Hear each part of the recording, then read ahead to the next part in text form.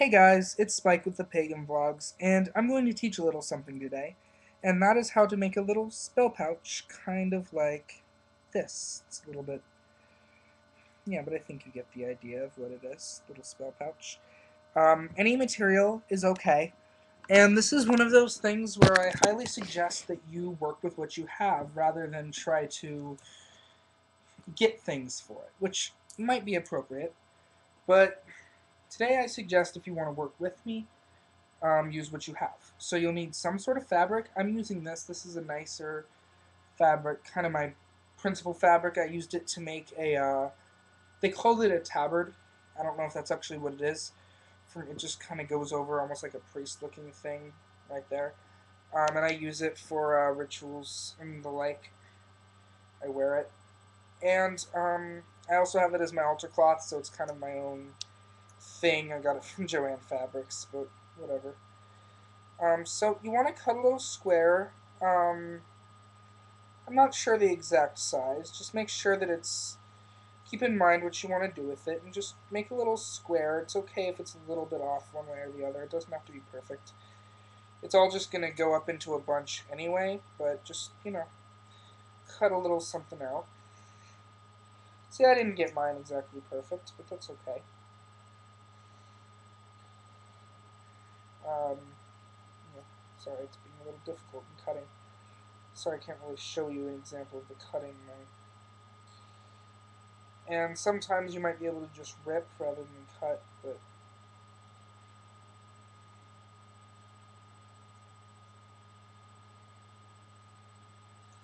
so you want to cut it out into a little bit of a square. This is not the best example, but I cut it out into a little thing like this. See, it's kind of rectangular, kind of off, but it'll work. Um, and what you're going to need, well, you're not going to need anything. But I'm going to tell you my basis for mine. Mine is going to be based on a double element thing, and this is associated with elements of water and fire. I'm going to include a lot of things just to show you the different options. This is not to limit your use, but rather to show you the way that I learned it and the way that I use it and add a little bit onto it. So here's some suggestions: is sand of any sort. You could also use dirt. Um, if you want a strong influence by earth, for example, dirt would work fine. I use my little dyed blue sand, and I got this at one point, and I've been using it to hold candles in bigger containers, or to just have it as a for whatever. And I use this blue sand for this. Any sort of herbs or anything of that sort. I'm going to be using some rose petals. That's just what I want to use for this. And any sort of incense may be appropriate. For example, you don't want to use too much of this just because it's I got something like this for $3. So I'm going to be a little bit on the cheap side with it. But you want to use a little bit of if you want to use a little bit of this type of incense, it can make for a really good smell. I got sort of a fire based. This might be love, but it's red, so I consider it fire based. And sort of this is definitely a water based thing. And then since I'm going with the topic of, and I know rose is more associated with water, but I'm more associated with water too. So, I mean, come on, blue sand. Of course, it's gonna have some water implications. And then I got two stones. I chose little. It's actually a bead, but a little piece of tiger eye for fire, and a piece of sodalite for water. And so, there are all kinds of stones you could use, and keep in mind that this is something that you can really use whatever you want. Use what you feel. If you wanted to use, say, a piece of hematite for, protection, that's okay too. A little piece of, like, jasper or something. I don't know if this is jasper, but I think it's a type. I'm not entirely sure. It might be an agate. But if you wanted to use, say, a little bit of something like that, that's appropriate too. Anything that you feel you want to do and you think will further whatever intention you have.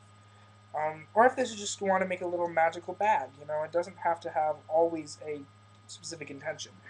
And some sort of yarn or string. I just happen to have a lot. I'm going to tie it off since there's a lot of water in the bag. I'm going to tie it off with a little bit of red yarn. And I think that's appropriate to represent the element of fire. So you're just going to want to take a little bit of the red, or a little bit of the yarn, and just cut a little bit off. However much you feel you need. You take a little bit more than that maybe, but this is probably more than you need, but that's what I took. Probably going to end up wasting yarn, but that's okay. So what you're going to want to do is first, you want to make sure that you try to center it as much as you can when you place it down. And I'm going to show you what I have by kind of giving you a look right here. Sorry if my bed's a little bit of a mess, but I guess that's just the way it goes. So you're going to want to say, place your... I like to place my stones first, but you don't have to do it that way. And then place a little bit of sand over the stones. So that's maybe a little more than I need. And maybe I put a little bit back in the sand, but not too much. Alright, I think that's good.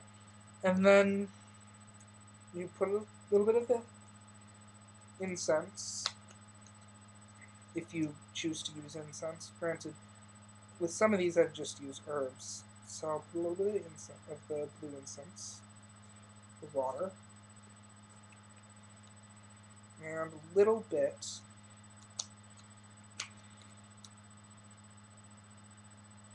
of the red incense, the fire. And I'm sorry that it's a little bit dark over here, but if you can see kind of what I'm doing so far.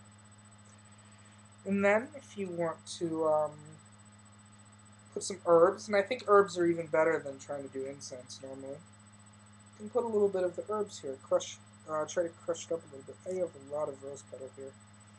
So crush up a little bit of herb. It doesn't even need to be too crushed. If you have a pestle and mortar and you want to make it even more crushed, you can do that if you so choose.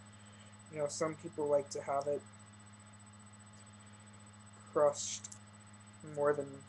For me, it doesn't bother me too much. Sometimes I have a couple of little sticks, and as long as they don't get too bad. I don't have that much in terms of herbs, so I try to be a little bit more conservative with how much I use, only because herbs are... I'm not much of a green witch, to be completely and entirely honest with you. So I got everything I want in there, and I think I found the right balance for me of what I need in there. And so then what you're going to want to do is kind of tie your bag up a little bit and just sort of put it like up like that. And try to make sure when you do this that none of the sides are too short to the point of where anything could come out. So try to get it so nothing can come out. And you're going to want to tie it low because it's hard not to have a few spots where it is lower than the rest of it. That's why you want to give yourself a lot of space with something like this. And try not to let anything up. And then what you're going to want to do is take your yarn or your string or whatever you have and sort of tie it around it.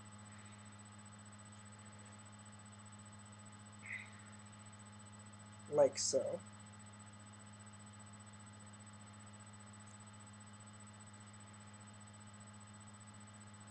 And then tie it tight. Try to make sure there aren't any air pockets. That's probably the most important part. It's okay if things are a little bit uneven. It adds character. And it lets you know which bag is which. I like to double knot it. I don't know if I'm doing a square knot or a granny knot, but I just like to double knot it a little bit, just so that it has the extra protection. And then cut off any excess, and like I said, I cut a little bit way too much, but cut off any excess if you don't, whatever you feel. And then there you go. You got a little spell bag.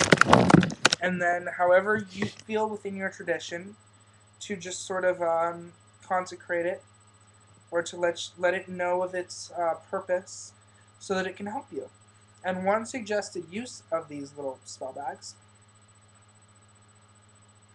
is to set an intention. And when you smell it, that's actually creating, bringing the intention into your consciousness and thus bringing it into your world. So these could be used for a reminder. This one was actually used from the Spell a Day, the Lewin's book. I don't know how that's pronounced, but I made this. This is the first one I ever made. I made one actually for my friend just earlier for her birthday. But this one's actually supposed to help with addiction. This one, the one I made, and I just used generic stuff. It might have gone through the washer, which kind of made the smells go away a little bit, and it smells a little bit soapy. So I should probably redo that one a little bit. Put some more herbs, or possibly, you know what? Possibly that one served its purpose for me already, and I'll just reuse the bag or something. But there you go. And you don't need to use any fancy fabric. You don't need to have much. If you don't work much with crystals, don't use a crystal. If you don't work much with herbs, you can use something else. I like the idea of using some sort of herb just to create the smell. But if you wanted to put a little bit of incense, even if you had like a stick incense, and you wanted to sort of, break off a little piece and sort of try to sprinkle it on or cut it up a little bit and put it in there, that would work fine. Some of it, the smell won't be as strong as like with herbs and stuff, or this kind of incense. But still, it doesn't have to be. Just use what you have. If you feel something else.